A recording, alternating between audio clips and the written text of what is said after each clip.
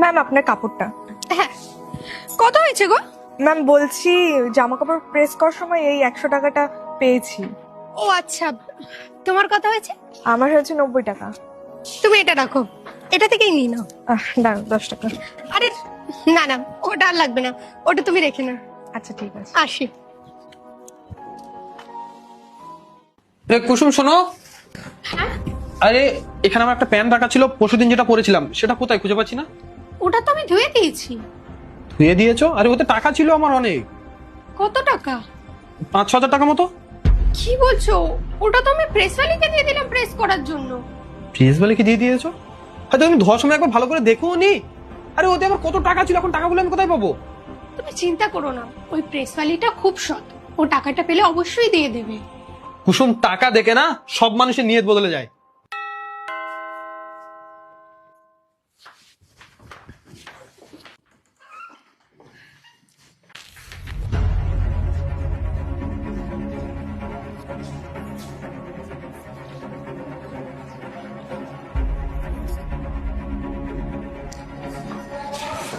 আরে এখানে তো প্যান্টটাই নেই।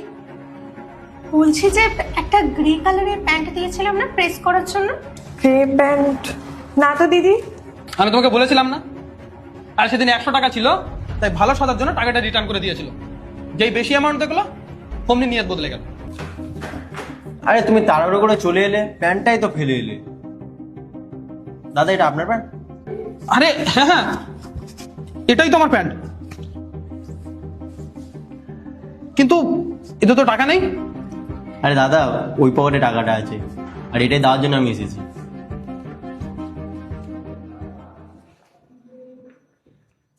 দেখেছো তো, তুমি না দেখেই আগে থাকতে। থ্যাংক ইউ সো মাচ ভাইয়া। সরি, দাদা তো তোমাকে এমনি এত কিছু শুনিয়ে দিল। তুমি যদি প্যান্টটা নাও ফেরত দিতে, কি যায় আসতো বলো তো? দিদি আজকে টাকাটা না নিয়েই দাদার কাছে এত কথা শুনেছি, আর যদি টাকাটা নিতাম তাহলে ভগবানের কাছে কথা শুনতে হতো।